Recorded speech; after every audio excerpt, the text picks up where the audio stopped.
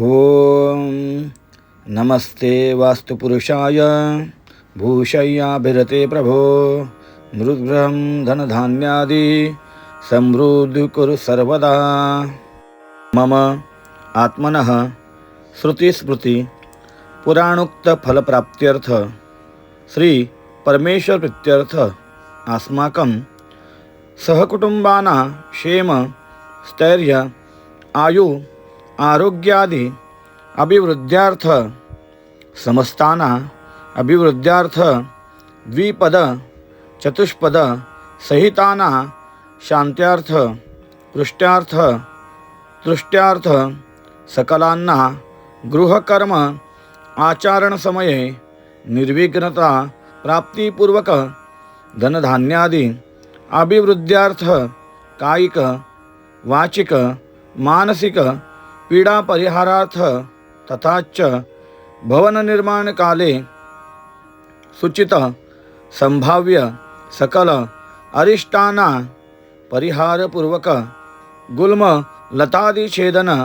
कृमि कीटक जलचर प्राणी घातादि दोष परिहारार्थ भूत प्रेत पिशाच यक्ष राक्षसादि जनित विविध विघ्न निवारणार्थ अमेध्य म्हणजेच घाणेरडे कर्मशत जातदोष परिहारार्थ तथाच आस्मिन क्षेत्रमध्ये चोर पाखंड पतित म्लेच्छ शूद्रादीना प्रवेशेन सूचित विविध दोषांना निरसनपूर्वक तथाच तेषा मूत्रपुरेशादी अश्रुपात जातदोषांना निरसनार्थ तथाच शूद्रजनांना दृष्टिदोषबाधा निवारणार्थ अस्मिन् वास्तो मम सहपरिवारस्य चिरकाल सुखनिवाससिद्धिपूर्वकं सर्वसंकट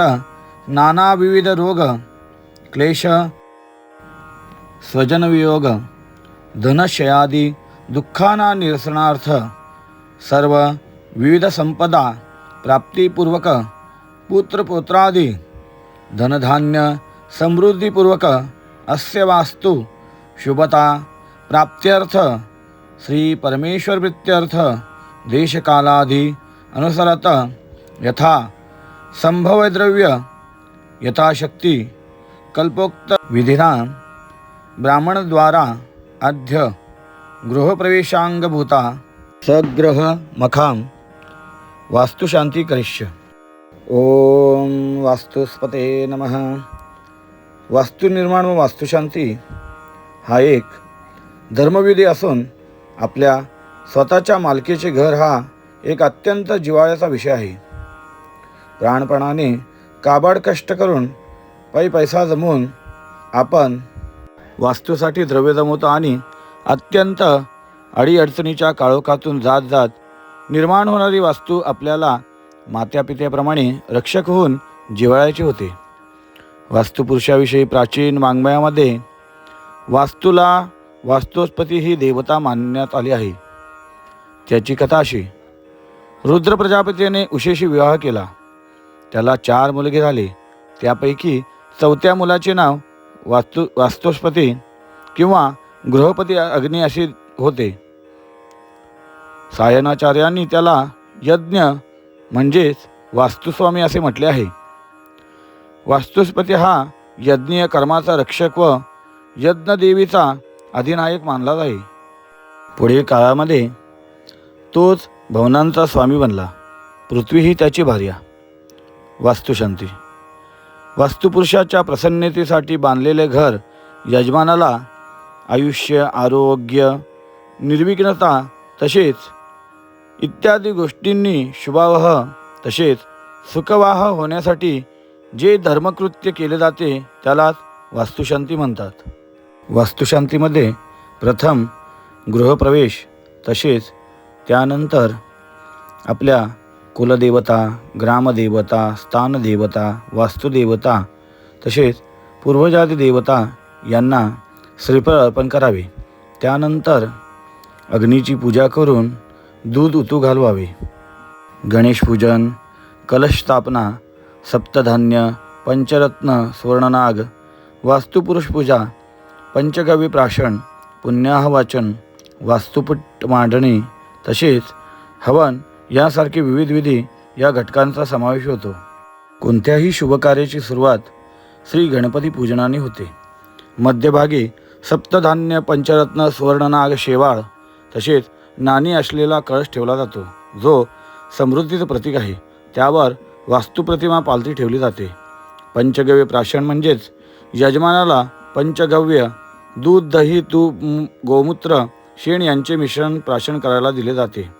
वास्तुपीठाची मांडणी आणि वास्तुपटाचे रेखाटन सुंदर असे केले जाते. वास्तुप्रतिमा ही स्थापित करून तिचे पूजन केले जाते. हवन म्हणजेच वास्तुशांतीमध्ये हवन एक महत्त्वाचा भाग आहे, ज्यामध्ये मंत्रोच्चार आणि विविध आहुती दिल्या जातात, ज्याचा उद्देश हा घरातील नकारात्मक ऊर्जा काढून सकारात्मकता म्हणजेच सुखसमृद्धी आणणे हा असतो. या विधीमुळे घरामध्ये सकारात्मकता म्हणजेच शुभ ऊर्जा येते, वास्तुदोष दूर होतात आणि सुखसमृद्धी नांदते असे मानले जाते. ओम वास्तुनाथाय विद्महे चतुर्भुजाय धीमहि तन्नो वास्तु प्रचोदयात्. नमस्ते वास्तुपुरुषाय भूषय्याभिरते प्रभो, मृगगृहं धनधान्यादि समृद्ध कुरु सर्वदा. ओम वास्तुपुरुषाय नमः. ओम वास्तुष्पते प्रति जानीस्मानं त्वत्वेषो अनमिवेरु भवान् यत्त्वमेव प्रति तन्नो यशस्व शन्नो भव द्विपदे शं चतुष्पदे शुभं भवतु.